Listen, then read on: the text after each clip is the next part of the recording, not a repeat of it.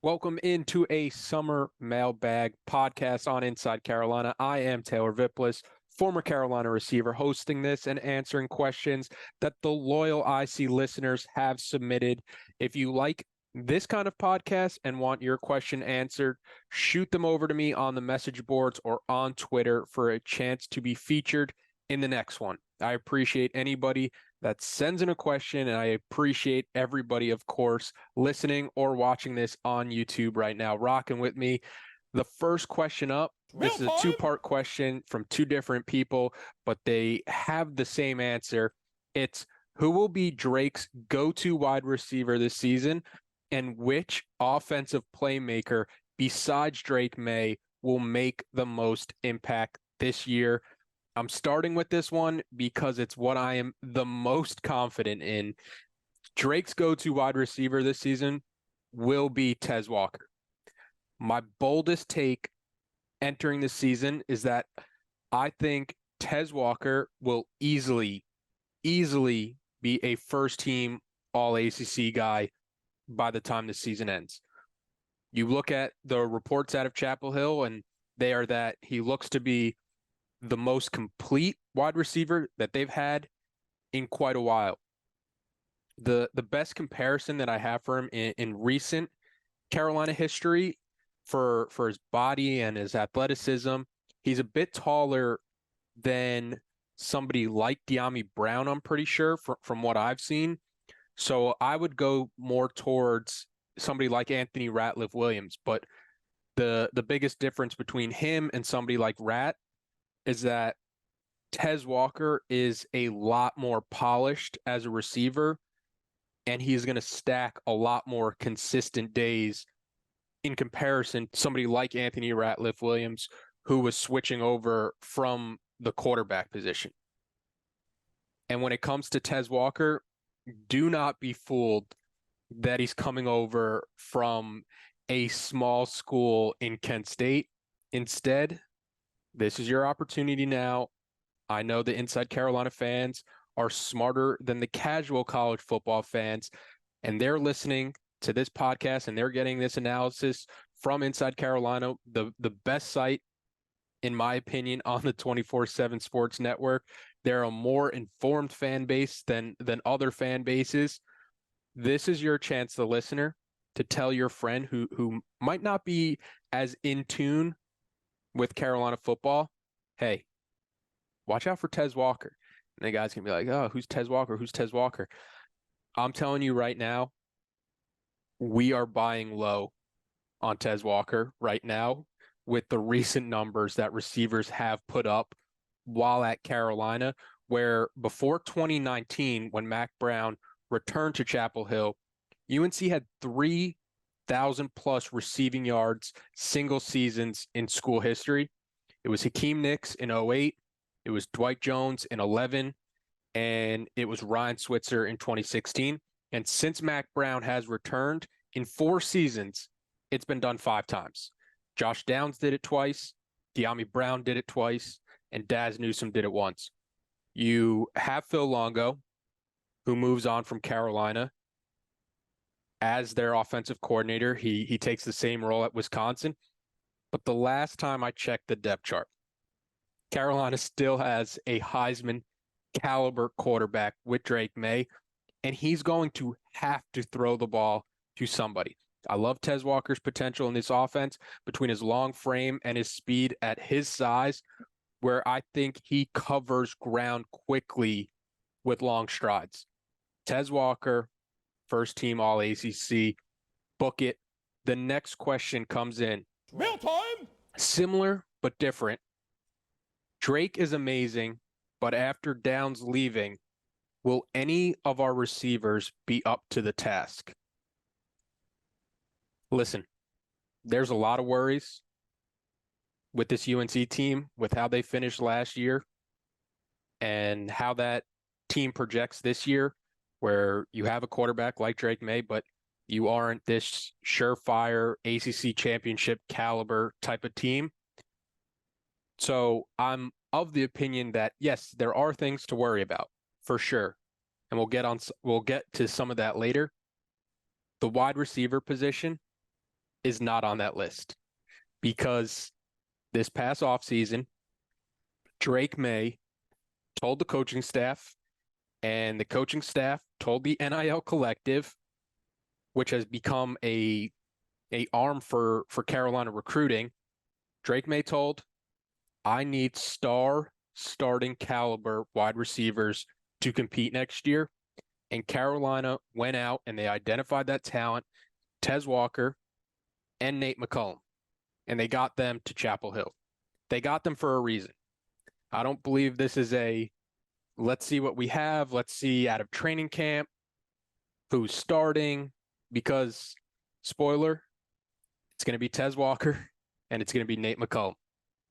And I've already said my piece on Walker. So the thing that people have to remember and realize about Nate McCullum is that he was at Georgia Tech last year, Power 5 school in the ACC, a Power 5 school that beat Carolina. He was Georgia Tech's leading receiver with 655 yards. And Georgia Tech had a revolving door with 3 quarterbacks last year. And that's hard for a receiver to build chemistry and get that timing down when week in and week out, it's a different quarterback. Now you go from that situation where he was already pretty good. He was 11th in the ACC, averaging 65 receiving yards per game against Power 5 competition, to a situation now where you're playing with one of, if not the best quarterbacks in all of college football. Mail time! Next question, we're sticking with the offense. Somebody asked, TV, who do you think takes the first snap at running back in Charlotte against South Carolina in September? That's a tough one. I want to say with everything in me that it's going to be Caleb Hood. I see him as having the most upside of any back currently on the Carolina roster. The problem with Caleb Hood is that the best ability is availability, and with him, that has been a major issue since he's been on campus. It's a crowded backfield, and the staff is hoping that camp will be the thing that begins to separate guys from the bunch. Marion Hampton was the name out of camp last year. George Pettaway was the name out of camp last year.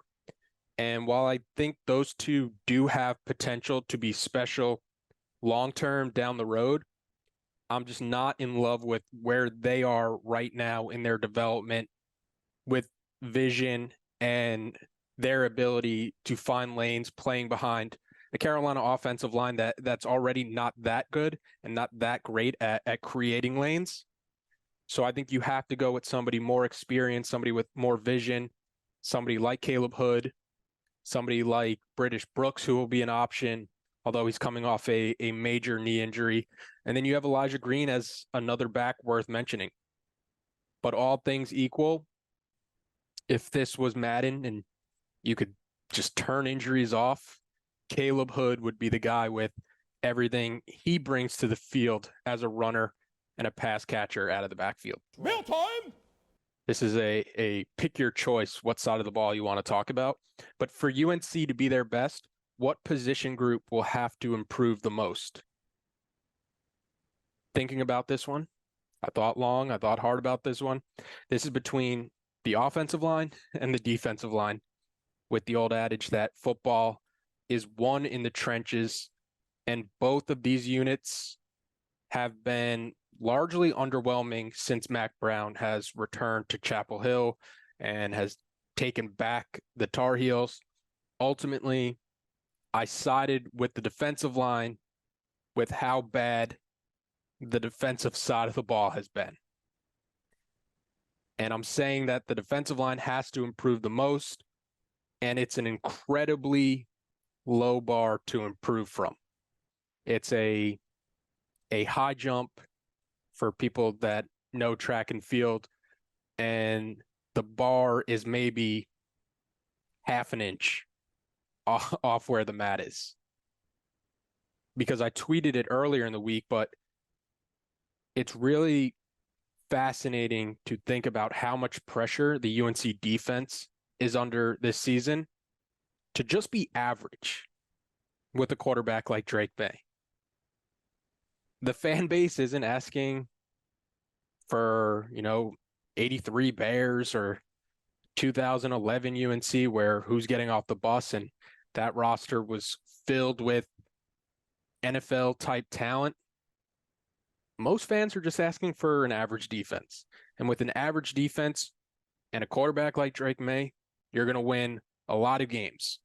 An average defense and Drake May, your ceiling probably goes from 8 wins to 10 wins, which it should be 10 wins when you do have a generational quarterback like Drake May, who's a consensus top 5 pick for this next upcoming NFL draft.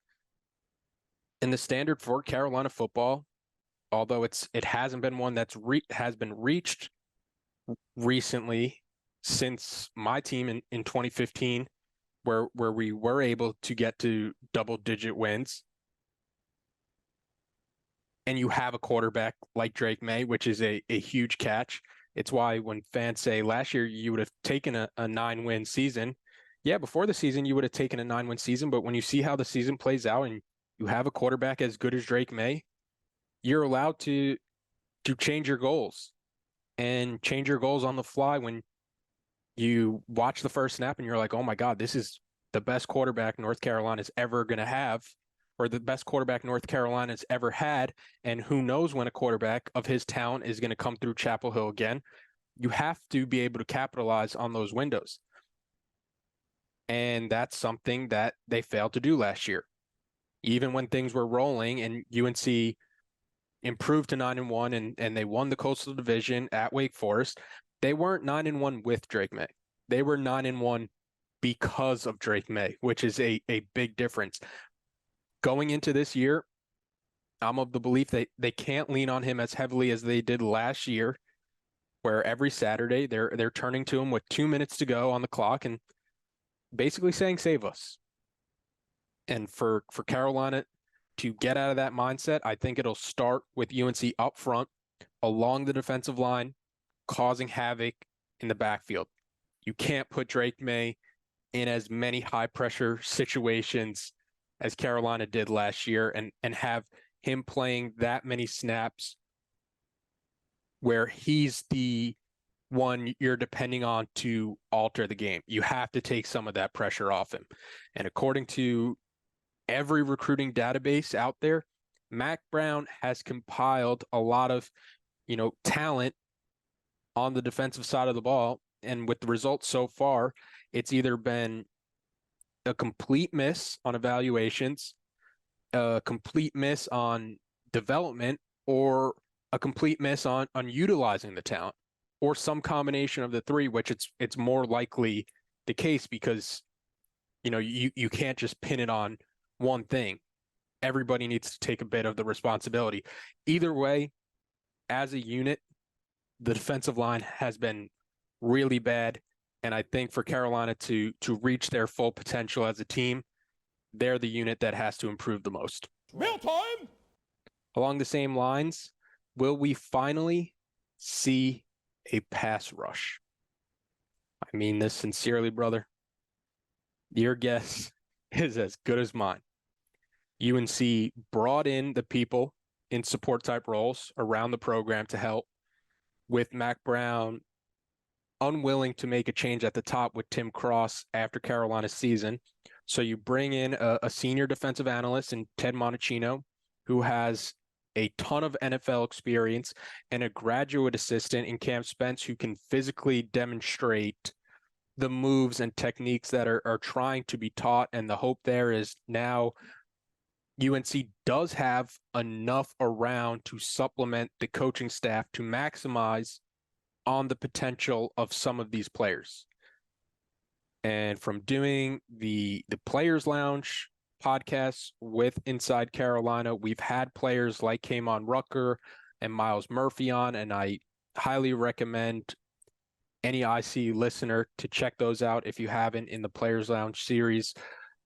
But those guys on that defense have raved about those additions and their impact in the Keenan Football Center, and also about this new defensive philosophy with Coach Chizik of taking the chains off players and letting them loose, which people have been asking for dating back to the Fedora days.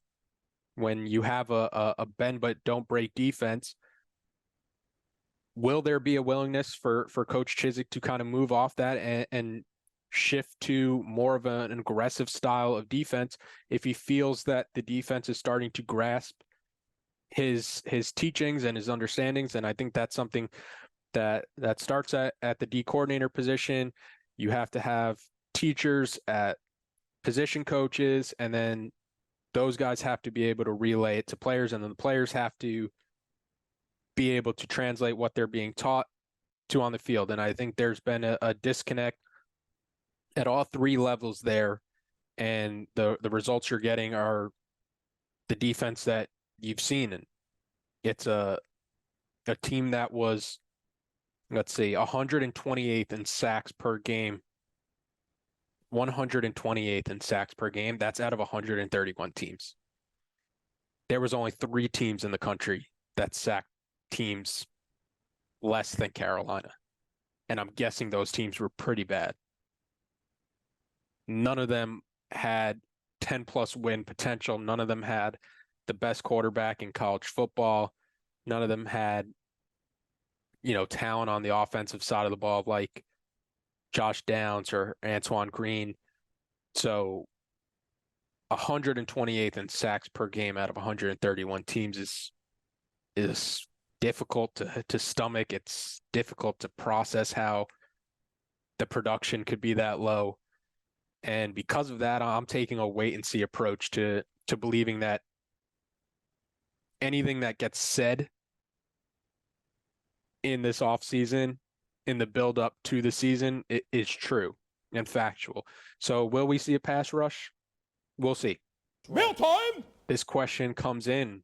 The only person whose name I took, because it comes from Chris Cody, if you listen to the Dan Le Batard show, he jokingly put this question in here, but I thought it was actually a pretty good question and a question that fans would probably want to know.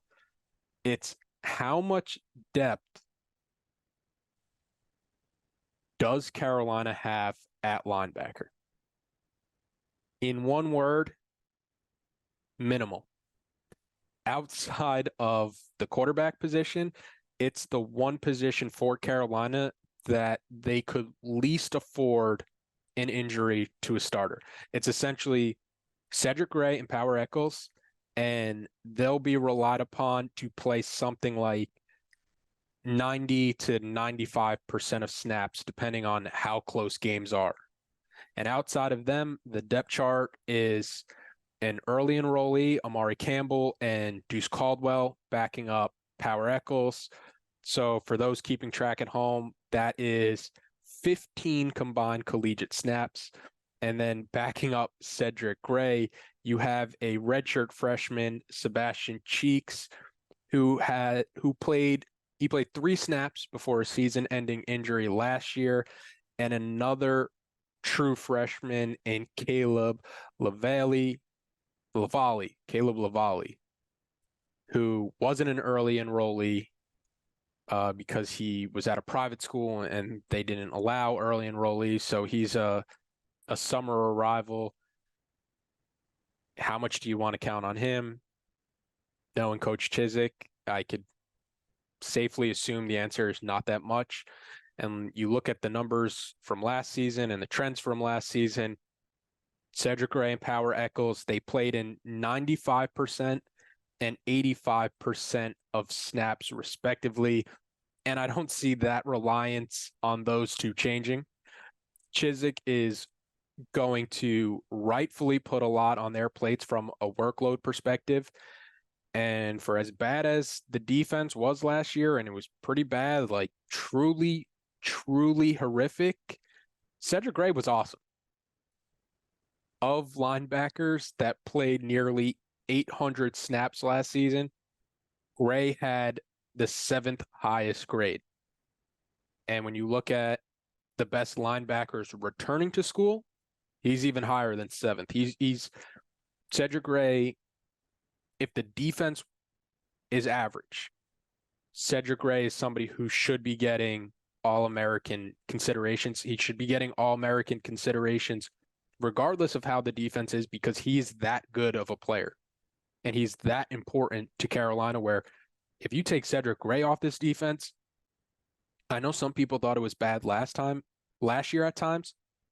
If you take Cedric Gray off this defense, you don't want to watch the product, because he is making that big of an impact and influencing the defense that much to still be a bottom third defense. Mail time! What minor adjustments defensively would make major impacts this season? Fixing their angles, going to the ball and trying to make tackles, better technique up front with their hands, better technique tackling, displaying more physicality when trying to tackle, players stopping with the hero ball and focusing on their gap or their coverage assignments.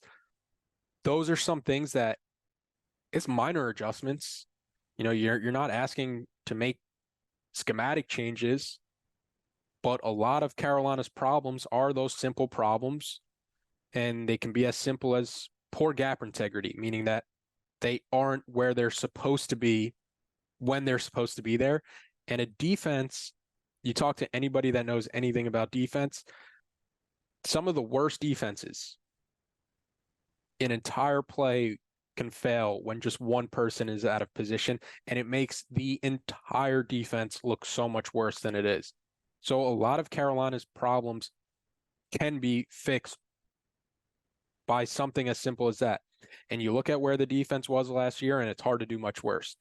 102nd scoring defense, 116th total defense, 128th sacks per game, 130th tackles for a loss per game. Any of those adjustments, which I just mentioned, are all minor, and they would make a major impact with the supposed talent that Carolina has on defense. And with some of the losses from last year's defense, from a personnel and coaching standpoint, I believe this staff is looking at some of those moves as addition by subtraction. So you can take that for what it's worth. Mail time! Let's get in true Le Batard Show fashion. We're going to get a handicap, the top 5 season leaders in sacks. Somebody wanted to know who I thought would be the top 5 leaders in sacks. It's an almost impossible challenge with the lack of production, but we're going to have a go at it anyways. Number 5, DeAndre Boykins. With Boykins, I think Carolina can be creative with moving him around and having him come off the edge, and he showed that ability last season that he can do it. It was only 2 sacks, but it's progress. And for a defense that didn't generate a lot of sacks, Boykins' 2 sacks felt massive, and he gets even more pressure than his 2 sacks showed. And I think he showed enough last year to have a little bit more creativity in using him and disguising where he is with his ability to drop back into coverage or come off the edge and try to blindside quarterbacks. Number 4, I have Myles Murphy. He can generate some push inside. I liked Jason Staples' scouting report on him, where he mentioned that Murphy has an excellent build for a modern hybrid defensive line schemes. His technique has hurt him. So maybe he's one of the guys that benefits the most from Monachino's influence, and they scheme more ways to get him one-on-one looks. Number 3, you knew he was going to be here somewhere on the list. This is me falling for the banana in the tailpipe. Number 3, it's Des Evans. I ain't falling for no banana in my tailpipe. It's the banana in the tailpipe because Des Evans has 1 career sack in 3 seasons. But looking at my options, and they're slim. He'll get his chances starting at one of the end positions, and maybe, and the hope is that this is the year the former highly rated prospect puts it all together, because for as long as Des Evans plays football, he will be a first guy off the bus with how impressive his frame is. And you look at him, you're like, that is everything a defensive end should look like. And that guy should be a 10 plus sacks guy every year. He hasn't been. Last year was cut short with an injury. Still don't think he was going to be, maybe he would have got 1 sack, maybe he would have got 2 sacks, but for whatever reason, the light bulb hasn't clicked. Maybe he benefits from Monachino's influence. Maybe he benefits from this new philosophy that Carolina has talked about taking the chains off guys and letting edge rushers pin their ears back and get after quarterbacks, because he looks the part. Number 2, he's a newcomer to this Carolina team, but he's not a newcomer to college football. It's Amari Gainer. I'm putting Gainer at the 2 spot because he's shown success getting after quarterbacks at the Power 5 level, transferring over from Florida State, where he had 3.5 sacks his redshirt freshman year in Tallahassee, where he was one of the Noles' most productive defenders that season in a role similar to what he was brought in to play at the jack position in Chapel Hill. Jason Staples, who again watched him at FSU more closely, has him projected as a 5 to 7 sack type guy for this upcoming season. 5 to 7 sacks right now sounds like Lawrence Taylor in his prime for what we've seen from Carolina since Tamon Fox left, and you'd sign up for that production right now. Number 1, Kamon Rucker, the Butcher. He was Carolina's sack leader last year. You look at him, we just mentioned it, the getting off the bus. Kamon Rucker, nothing that'll jump off the page, nothing that'll make you do a double take, yet he is the only one from this defensive line unit that has found ways to make plays consistently for Carolina. I love Jason's scouting report. I have read everyone in detail, but I want to read to you the strengths from Kamon Rucker's scouting report from Jason. Country strong and plays with great leverage. Fighter who plays with aggression and does his job. Good bursts and excellent short area quickness. Regularly the first off the ball. Consistently gets penetration. Can bully tight ends in the run game. Finds ways to make plays and jumps off the tape when he's on the field. Arrives angry against blocks and ball carriers. Natural heavy hands and has continued to develop in that area. Plays sideline to sideline and pursues with decent speed and good angles. Relentless finisher. Excellent dip move to bend the edge against taller offensive tackles. Has multiple pass rush arsenal, including quality rip, spin, and bull. Puts offensive linemen on skates into backfield multiple times per game. Can play both standing and his hand in the dirt. I mean, what more do you need to hear to figure out who you put as the top handicap for who's going to get the most sacks for this Carolina team? Jason has him projected for the 7 to 10 sacks range, and he could have a Tamon Fox type season getting to double-digit sacks. I think that's possible because of the things working in his favor, and somebody like Amari Gainer's favor is that they are football players first, where you watch them work, you watch them on film, and you wish that you could have 11 Kamon Ruckers out there defensively. Mail time! Somebody asked, player that the fan base overrates versus underrates for this upcoming season. For overrated, it's the players that were the top 3 players in the class of 2022 and true freshmen last year: Zach Rice, Andre Green Jr., and Travis Shaw. And I'm not saying that they're overrated in the sense of that they won't develop into something, but more so that I don't believe that Carolina is counting on any of those guys to be impact players this season. And I'm not sure that any of those players at the moment are prepared for any sort of major role.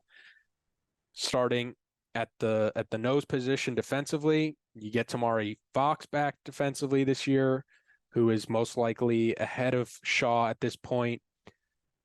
The thing working in Shaw's favor is that he has the highest ceiling of any defensive tackle on the roster. So the light switch could come on at any moment, at any point for him. But right now, I think he's more of a depth piece than somebody that Carolina can confidently say that they're counting on. Moving to the other side of the ball and to Zach Rice, I shared a positive earlier from a Jason Staples scouting report. Here's a weakness section. Again, if you're not checking out Jason's scouting reports, you are missing out on a ton of quality content on the IC message boards. Zach Rice weaknesses: young and raw, still a puppy and needs to get significantly stronger. Pad level is a problem, tends to stand up on first and second steps, needs to improve core and hip strength, repeatedly gets put on skates by stronger defensive tackles, has to be more disciplined about knee bend and driving through his hips, hand placement is sloppy, allows defensive linemen to get hands on his chest and control him, likes to bear hug and has to learn to get his hands inside. Conditioning is a factor. Game is still moving too fast for him. Still thinking and a beat slow. Pass pro technique has a long way to go for the Power 5 level when at offensive tackle. Open shoulder too quickly and presents soft shoulders to pass rusher and too heavy-footed at present. Needs to play with more of an edge and prove he's not soft. Needing a nasty edge to play on the offensive line at this level when you aren't just manhandling little Johnny from science class in high school, and the fact that toughness and intangibles are coming into question, not the best sign. And when you listen to that scouting report, there's a lot of weaknesses there where you can't imagine Carolina trusting him on their offensive line to protect Drake May. Unless you're doing a lot of things like moving the pocket for Drake May, there are a shocking amount of weaknesses there. And the most shocking is needs to play with more of an edge and prove he's not soft. Because when you're on that offensive line, that is not something you want to worry about at the Power 5 level. Andre Green Jr., he stepped into a bigger role with Antoine Green and Josh Downs out in the bowl game against Oregon, and he recorded his only 3 catches of the season, 3 catches, 26 yards, and a touchdown. Carolina fans might see that game and say, oh, the natural progression is for Andre Green to step into an even bigger role this season because Antoine Green and Josh Downs are gone. But again, there was a need for snaps that game, but that need goes away when you bring in and you add a Nate McCollum and Tez Walker. At this stage, I'm more confident in J.J. Jones in that other outside spot, and I'll talk about J.J. Jones in a second. Or you mix it up by working Nate McCollum on the outside, which Carolina has done a bit this summer, and you put Nate McCollum on the outside, and you have Kobe Paysor to the slot, who Kobe Paysor looked pretty good in filling in for Josh Downs when Josh Downs missed time last season. Then having, I think both of those options are a lot better than having to rely upon too heavily on Andre Green if he just isn't ready yet. And that is perfectly okay. He's going into his true sophomore season. I'll verify that right now. I think he technically redshirted last year because did he play enough games? No, he only appeared in 5 games at wide receiver. And it considered a redshirt year on the roster. I just looked that up to verify. It is perfectly okay that Andre Green isn't at starting caliber Power 5 level yet as a wide receiver. He did not play in a competitive conference in high school, and it'll probably be a bigger adjustment to the collegiate game. So I think the fans, when they're thinking about Andre Green and thinking about the talent Carolina already has in their wide receiver room, you have to adjust the timeline for Andre Green. And you have to be thinking of him more as a next year guy with somebody like Connor Harrell or the year after that, when you lose Tez Walker and you lose Nate McCullum, and all of a sudden there is a need, and maybe Carolina doesn't address that need in the transfer portal. Because if you don't have Drake May, okay, maybe you do see what you have in Andre Green this year. When you have Drake May, you have to go out and get him starting caliber wide receivers, and you can't take a chance on what do we have with Andre Green and let's figure it out. No, you know you have one of the best quarterbacks in college football. You need to get wide receivers that can complement him. Carolina did that with Tez Walker and Nate McCollum. Don't need Andre Green to be a starting caliber receiver right now. Again, more than okay. Underrated, I would say Kevin Hester Jr., who I mentioned Tamari Fox at the nose position, probably ahead of Shaw. Kevin Hester Jr. is also ahead of Shaw as the projected starter. And it's with Shaw, you have a crazy gap between his floor right now and where his ceiling could be by midseason, by the end of the year. With Hester, there isn't a crazy gap. His floor is pretty close to his ceiling, but he's more than a solid option. And for a projected starter on the Carolina defense, it doesn't feel as if he gets talked about. So I would have him as one of my underrated players for the Carolina football fan. Kevin Hester Jr. is probably not a name you thought about much this offseason, but he's a projected starter. On the other side of the ball, I mentioned that I was going to talk about him, an underrated player, J.J. Jones.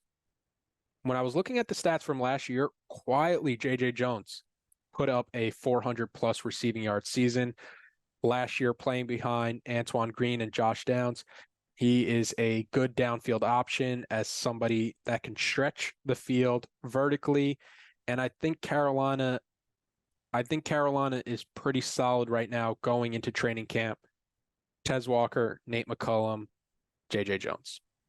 And then fill in the rest of the depth chart with the other guys that you have. Mail time!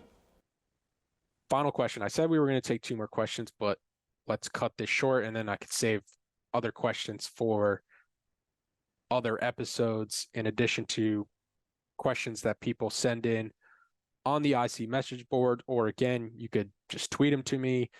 You could DM me them or just tweet them out, and I will try to get to them. I will try to get to every question before the season. There is no off season when it comes to Inside Carolina. The last question isn't so much a question for this season, which is why I kind of wanted to answer it. What is the ideal transition plan from Mack Brown? You have to start kind of thinking about it soon. Mack Brown is 71 years old, and you see on the basketball side with somebody like Roy Williams, you kind of have to be prepared for a coach of that age to step down whenever they do choose. I'm under the impression that the initial succession plan for Mack Brown was Gene Chizik. Chizik is 10 years younger than Mack Brown. He has had success as a head coach, and he has experience in Chapel Hill.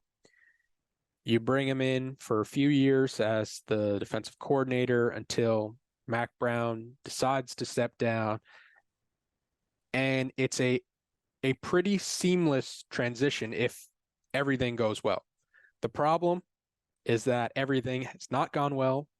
The problem is that the defense has been horrifically bad, that you can no longer justify making him your head coach if Mack Brown was to retire, say today.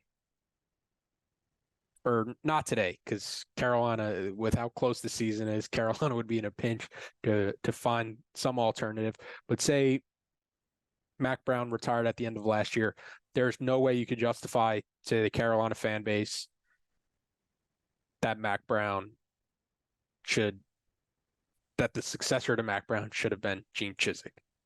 So unless something drastically changes this year and Carolina goes into a top 25, top 40 defense where you notice the changes and you notice the impact that the defense is making, and they're not relying on Drake May as heavily as they did last year, it's hard to justify putting Chizik in a position to be a head coach because, you could say Carolina fans care about basketball more than they care about football. I would disagree with that. The fans that care about Carolina football care passionately about Carolina football, and some of them might have been born at night, but they were not born last night, and you would not slide that by them without there being some kind of uproar. And you're looking at the staff as it's currently constructed, and I don't see other head coaching candidates on the current staff outside of Chip Lindsey, who has had some head coaching experience if the offense excels this year. Or you could take a shot on somebody like Lonnie Galloway. It's not the traditional route for how you find your next head coach, but it has worked in other situations like Clemson with Dabo Swinney. The pro arguments for Galloway: he's a North Carolina native. He's been a great wide receiver coach and a great recruiter since coming to Chapel Hill.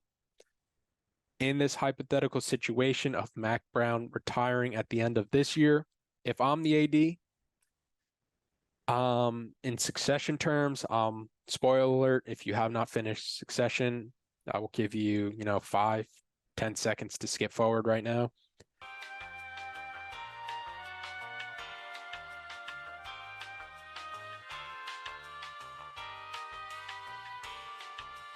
I'm Wamsganning it. I'm going outside the family. I'm taking a chance on Garrett Riley, who just took the Clemson offensive coordinator role this past offseason after taking TCU to the college football playoff in the same role, offensive coordinator with Max Duggan, and that TCU offense was electric. Riley had his fingerprints all over it. You have his brother who had success at ECU, and then he became the head coach at Oklahoma and had success, and now he's at USC, and he just coached the Heisman winner. It's a family that knows a thing or two about football, and I'd be willing to make the bet that he is the next star in the sport at 33 years old. One of my biggest complaints about this UNC staff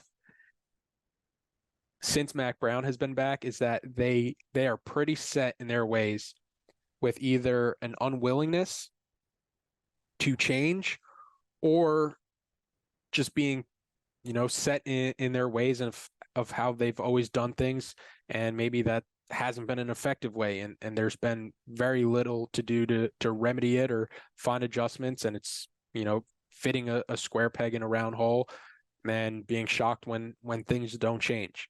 And with somebody like Riley, you'd be getting a young, fresh thinking, innovative offensive mind that could build something that feels sustainable at North Carolina, 33 years old, and you have him for, the long-term future if you invest in him now. But, Mack Brown is still the head coach of North Carolina. Big expectations this year for North Carolina with a quarterback like Drake May. You're always going to have expectations. The sleeping giant that is North Carolina. We'll see how they do this year, kicking off September 3rd. But in the meantime, Mail time! submit your questions. Submit your questions in this board. Submit your questions to my Twitter DMs, to my message board DMs. Appreciate everybody for watching or listening. This was the Mailbag edition for an Inside Carolina offseason podcast. I'm Taylor Vippolis, signing out. Salute to you.